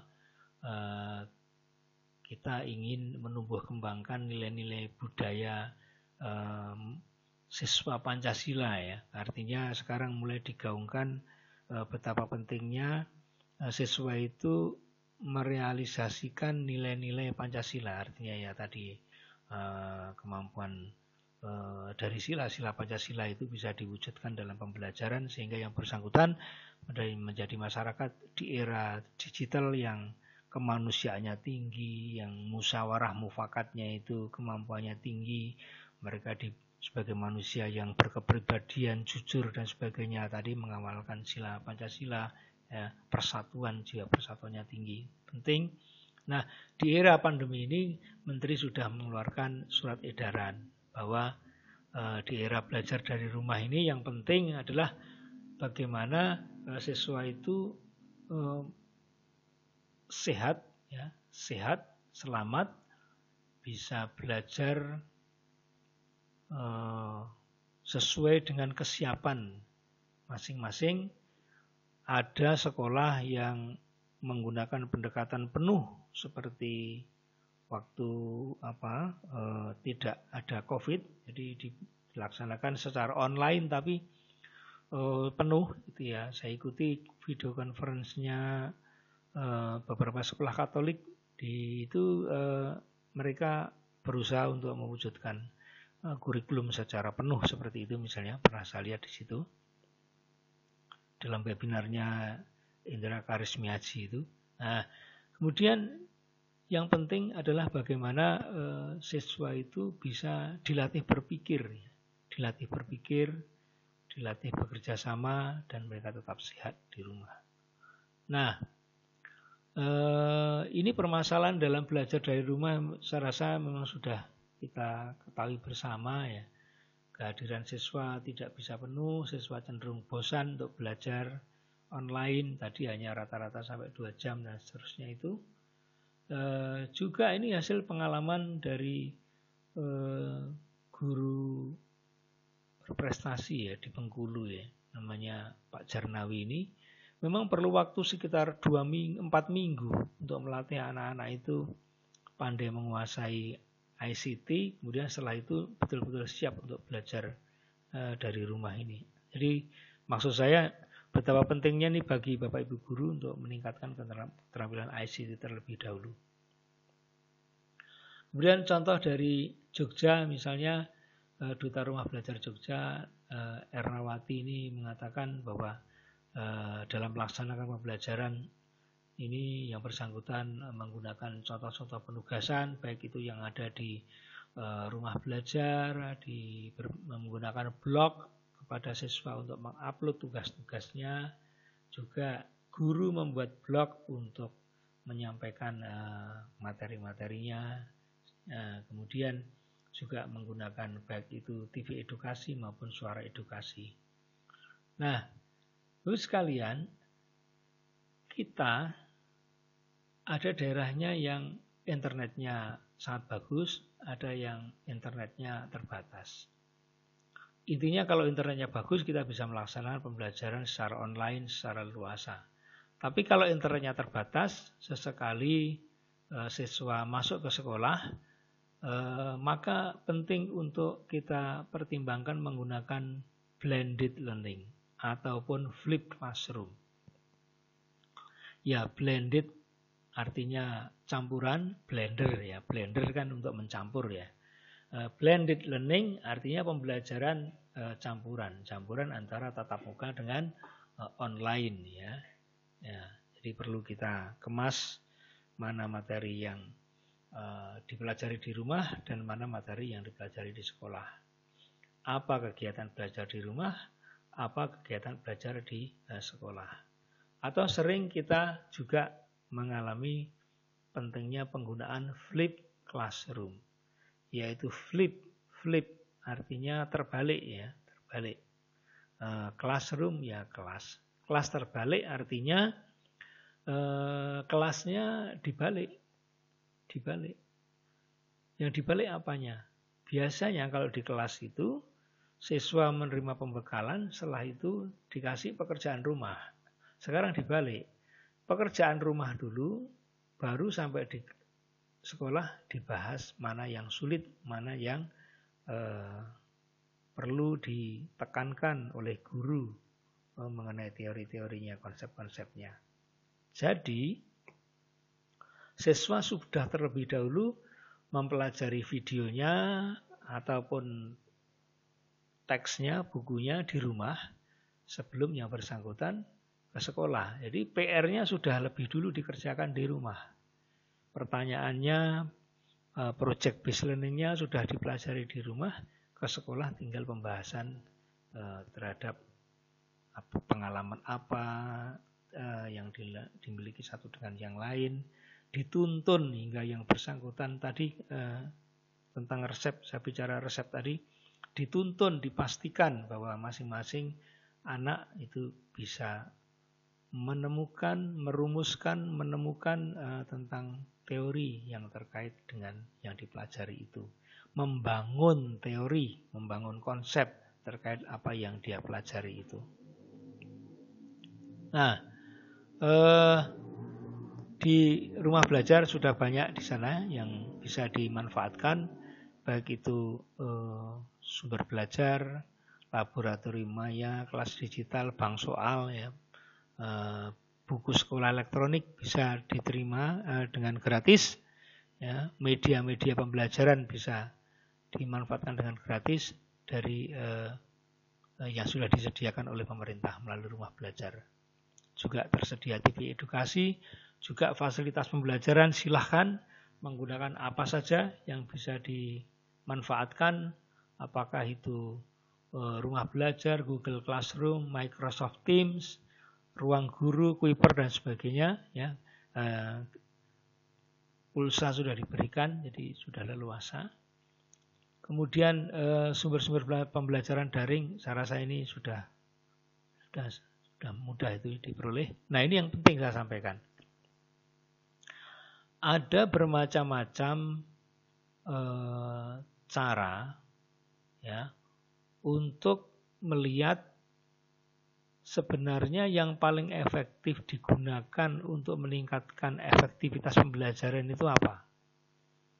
Sebenarnya ada bermacam-macam cara, tapi yang paling efektif digunakan untuk meningkatkan efektivitas pembelajaran itu apa, dan itu biayanya paling murah. Nah itu, murah biayanya, paling efektif digunakan, dan paling baik hasilnya. Ya, itu kalau kita lihat di sini, ini dolar ini simbol mahal tidaknya ya. Semakin banyak kotak-kotak ini berarti semakin mahal. Ini sangat mahal nih. Nah, ini yang satu-satu ini sangat murah ini. Nah, ini yang pertama ini yang ingin saya garis bawahi. Feedback to peoples. Pemberian umpan balik kepada siswa ya, itu hasilnya sangat efektif. Biayanya sangat murah. Jadi melalui paparan ini saya ingin menggarisbawahi pentingnya memberikan umpan balik baik tertulis ataupun lisan kepada siswa terhadap topik-topik yang dia pelajari sehingga yang bersangkutan akan sangat efektif dalam pembelajarannya. Ya, jadi kalau dulu saya masih ingat sampai sekarang, kalau dulu di SD itu pekerjaan kita yang dikumpulkan ke Bapak Ibu guru, terus ada coretan-coretan komentar gitu dari Bapak Ibu guru, itu kita baca itu wah senang sekali kita. Wah iya ya betul. Berarti dibaca, pekerjaan saya dibaca oleh Bapak Ibu guru. Nah, ini feedback ini sangat penting dan sangat efektif. Lalu yang berikutnya Bapak Ibu sekalian, ini terkait dengan critical success factor dalam pembelajaran online. Jadi kita belajar dari rumah ya Bapak Ibu sekalian, dan itu ada beberapa hal yang penting untuk kita perhatikan. Bahwa belajar dari rumah secara online ini akan efektif kalau assignment should stimulate strategic and critical thinking. Kalau tugas-tugas yang diberikan itu dapat menstimuli berpikir kritis dan berpikir secara strategik. Ya, jadi kalau PR-nya itu pertanyaan-pertanyaan yang tidak menstimuli berpikir strategis, ya, berpikir kritis, itu tidak banyak manfaatnya dalam pembelajaran online untuk bisa berhasil dengan baik. Dan yang berikutnya yaitu pembelajaran online. Mengapa ini siswa ini sering mengeluh cepat bosan? Mengapa tadi maksimal hanya 2 jam? Karena siswa tidak terpenuhi kebutuhan sosialnya. Padahal harusnya kebutuhan sosial ini itu bisa muncul di dalam pembelajaran online, pembelajaran daring, ya, pembelajaran dari rumah itu. Jadi karena itu collaborative learning, ya, belajar kolaboratif, belajar secara bersama-sama, baik penugasannya itu diminta bekerja sama dengan kakaknya atau orang tuanya atau teman dekat yang tinggalnya tidak terlalu jauh dengan mengutamakan kesehatan, ya, itu ada collaborative learning, ya, pembelajaran dalam kelompok secara bersama di rumah. Itu penting untuk mengatasi kebosanan, kejenuhan. Dan juga adanya immersive educational experience, pengalaman belajar yang mengesankan, ya, mengesankan, ya. Nah, siswa nanti kita uraikan lebih lanjut dalam project based learning, STEM, ya, yang menjadi anjuran dari pemerintah. Nah, jadi yang berikutnya yaitu terkait dengan kebebasan dalam belajar. Jadi keterbukaan dalam belajar. Jadi siswa itu hendaknya tahu apa agendanya ke depan, ya, minggu depan apa, 2 minggu lagi apa, kira-kira yang menjadi arah dari pembelajaran itu kemana, itu siswa tahu. Dengan kata lain, siswa itu perlu tahu silabusnya itu, rencana pembelajaran itu tidak hanya besok belajar, hari ini baru tahu, ya itu tidak bisa. Tapi harus diberitahu ada rencana yang memang sudah disusun, grand strateginya dari guru itu seperti apa, itu silabusnya udah ada di situ. Kemudian juga adanya tadi umpan balik yang saya sampaikan. Dan juga adanya tugas-tugas yang mudah diperoleh.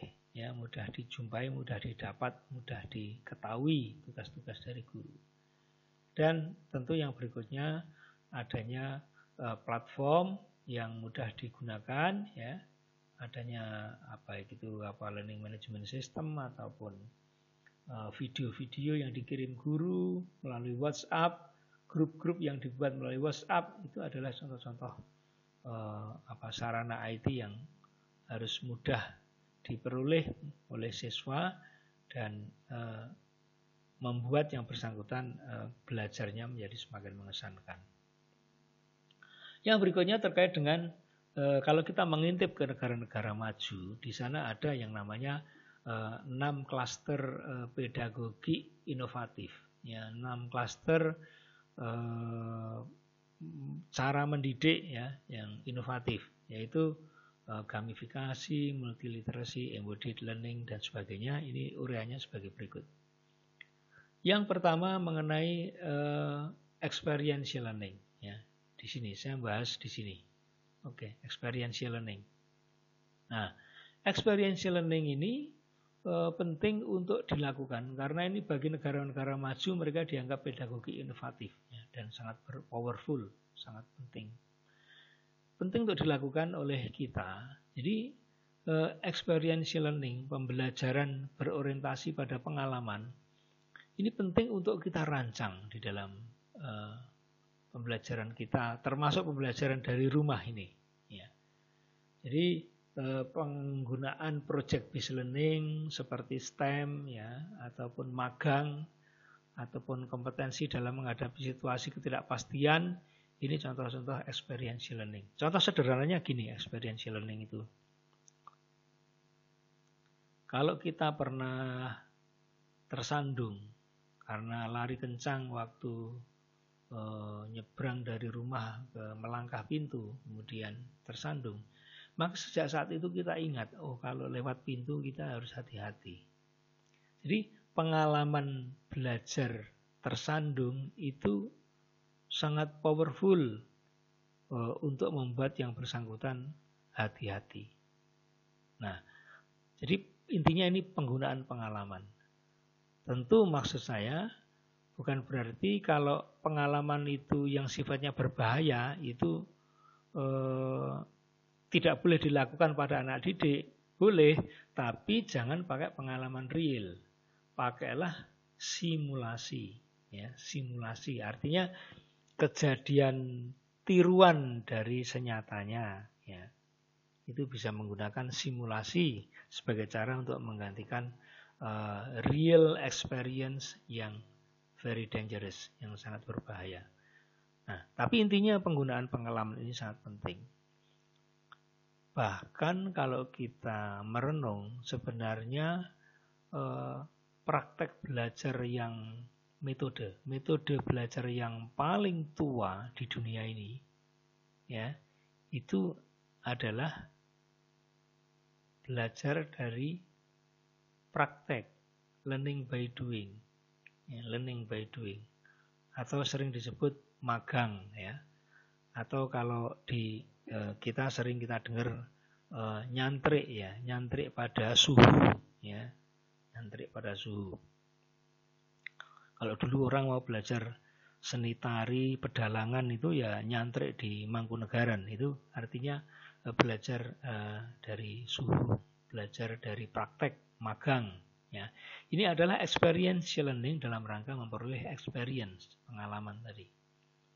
Kemudian sekarang misalnya dikenal ada project based learning, yaitu pembelajaran berorientasi pada project, memecahkan masalah tertentu, menghasilkan suatu solusi tertentu.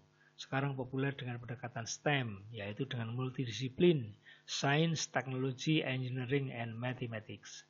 Jadi penggunaan berbagai disiplin ilmu, Science, Technology, Engineering, Mathematics, bisa diperluas menjadi STEAM, ya, Science, Technology, Engineering, Arts, seni dan mathematics. Atau diperluas lagi menjadi STEAM-L, Science, Technology, Engineering, Arts, Mathematics, and Language, bahasa. Intinya pendekatan dengan multidisiplin pengetahuan itu merupakan cara untuk bisa memecahkan masalah project based learning. Kemudian magang tadi sudah saya sebut, juga peningkatan kompetensi untuk menghadapi situasi ketidakpastian. Intinya anak dilatih untuk menghadapi berbagai imajinasi situasi, berandai-andai, scenario planning, pembuatan skenario-skenario yang membuat yang bersangkutan ada kesempatan untuk berimajinasi sehingga mengalami suatu proses seperti itu di dalam mentalnya. Yang berikutnya computational thinking, berpikir komputasi, yaitu literasi ICT. Tadi sudah saya sebut mereka lahir di era digital, dililit digital ya. Ini intinya di sini adalah bagaimana mereka dilatih berpikir algoritma. Berpikir algoritma. Codingnya itu kalau yang tingkat canggih kan coding pakai kode ya, pakai coding itu dalam pemrograman komputer. Tapi pengenalan esensi coding itu bisa dikenalkan sejak TK, sejak PAUD dengan sistem plug-in, comot sini, tempel sini, comot sini, tempel sini, jadi.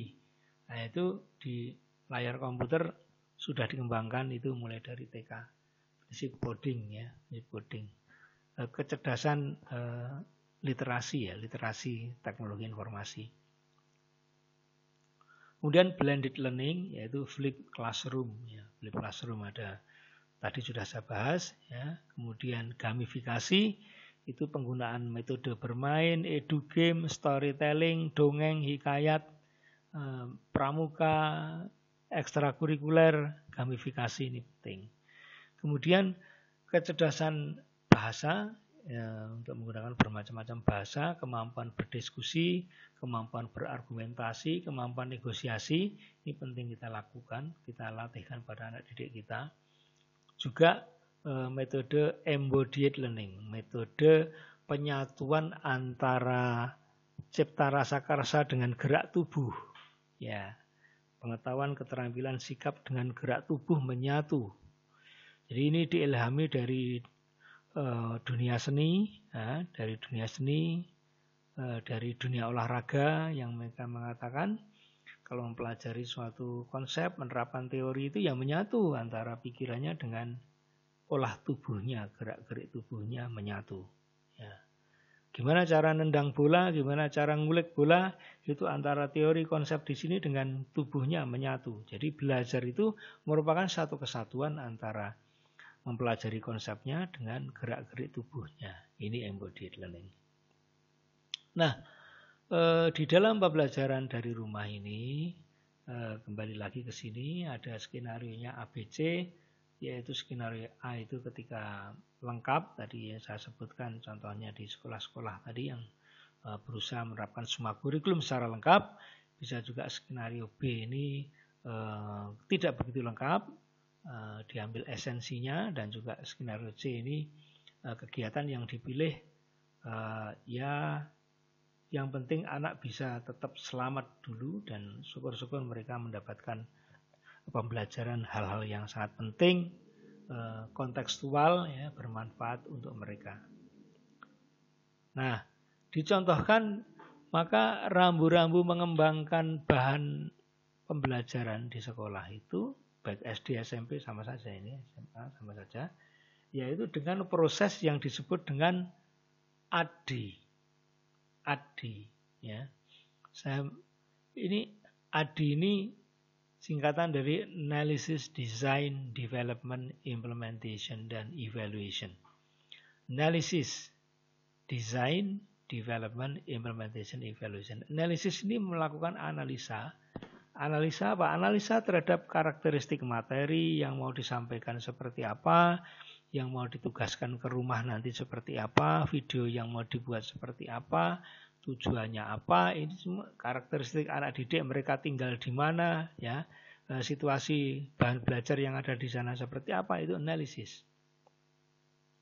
Setelah analisis, kemudian yang melakukan desain, guru melakukan desain, ya, desain sebagai sang sutradara, desainer, ya, dia akan membuat suatu skenario pemikiran tentang bagaimana supaya materi itu bisa ada dan bisa nantinya bisa dipelajari dengan baik oleh siswa, bisa penuh makna oleh siswa. Nah, itu desain. Nanti juga untuk mengetahui bahwa materi itu berhasil atau tidak, mengevaluasinya bagaimana. Itu semua ada dalam desain. Setelah itu baru masuk ke development, yaitu proses produksi atau proses pembuatan menjadi ada, secara fisik menjadi ada. Ya. Kemudian setelah itu implementation, itu pelaksanaan. Jadi AD ini itu digunakan oleh kementerian kita di dalam membuat suatu pedoman. Yuk, mari kita lihat. Misalnya di sini disebutkan, ini saya kutip dari pedoman yang diterbitkan oleh Ditjen Guru. Buat analisis kebutuhan, tadi analisis, ya kan? Kembangkan kegiatan pembelajaran, ini desain, ya. Buat tujuan, buat indikator kemampuan, kompetensi, pilih materi pokok, ya. Nanti mengevaluasinya bagaimana. Ini adalah kembangkan, ya. Kembangkan di sini desain, ya. Kemudian, ini kembangkan materi ajar, desain. Nah, ini tuh desainlah kegiatan pembelajaran, desain. Cari konten ramah anak itu masih tahap desain. Bagaimana ini skenarionya, bagaimana ini. Nah, kemudian baru setelah itu development, evaluasi masih di situ. Setelah itu nanti development, implementation, evaluation.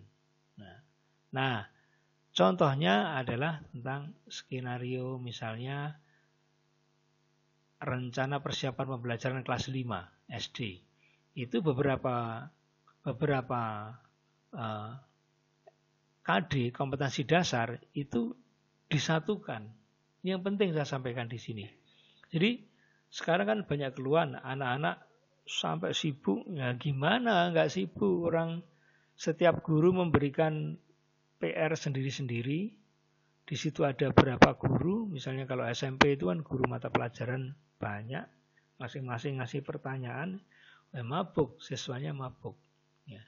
Jadi justru di sini kita diminta untuk misalnya menggunakan tematik. Jadi misalnya kompetensi dasar PPKN, bahasa Indonesia, IPA dan IPS ini disatukan untuk suatu proyek tertentu, ya, yang dikerjakan oleh siswa dan nanti akan mencapai beberapa kompetensi dasar ini. Contohnya misalnya ya, penggunaan project based learning dengan pendekatan STEM dan scientific, ya. Metodenya berkelompok, percobaan, inquiry, diskusi di rumah dengan orang tuanya atau saudaranya. Misalnya tentang STEM, yaitu siswa membentuk kelompok untuk mengajukan pertanyaan mendasar terkait proyek pembuatan sabun cuci piring. Ya, jadi misalnya anak diberikan tugas untuk membuat sabun cuci piring, kemudian nanti, ini ya, saya bicara sini ya, membuat sabun cuci piring, kemudian nanti diminta untuk mengiklankan sabun itu dengan bahasa dan IPS, kegiatan ekonomi, mengiklankan, menjual sabun cuci piring itu, dan dikerjakannya secara berkelompok, sehingga mereka tertanam kebersamaan bagaimana proses hidup rukun bekerja bareng bersama kelompok orang tua atau siswanya dalam mengerjakan sabun cuci piring tadi. Ya. Nah, itu uraiannya menjadi seperti ini. Siswa bentuk kelompok, mengajukan pertanyaan tentang bagaimana membuat sabun cuci piring, kemudian siswa membuat percobaan bagaimana membedakan zat tunggal dan zat campuran. Kemudian setelah itu mengamati tayangan iklan beberapa produk. Kemudian siswa berdiskusi dengan orang tuanya atau temannya atau saudaranya tentang bagaimana menganalisis unsur-unsur iklan. Ini terkait dengan KD ekonomi ya.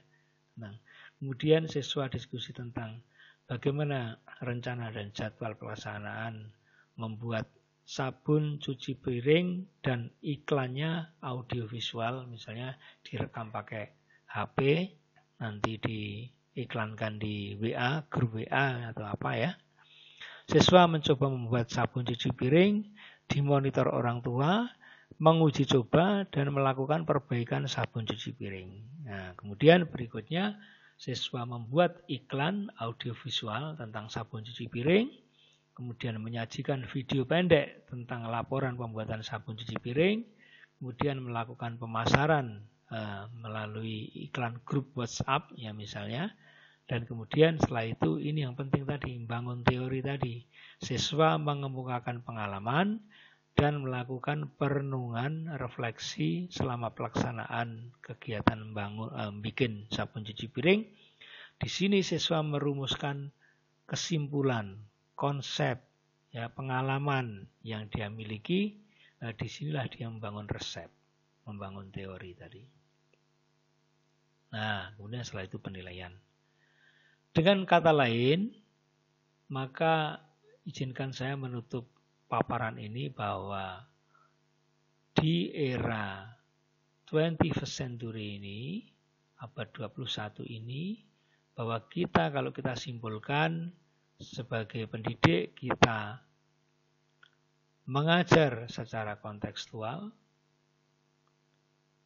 secara interdisipliner, menggunakan berbagai pengetahuan terpadu antar satu disiplin dengan disiplin lain, makanya karakteristiknya di situ nanti project based learning, problem solving, ya.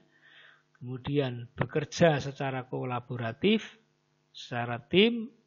Ingat tadi gambar tentang Airbus tadi, ya.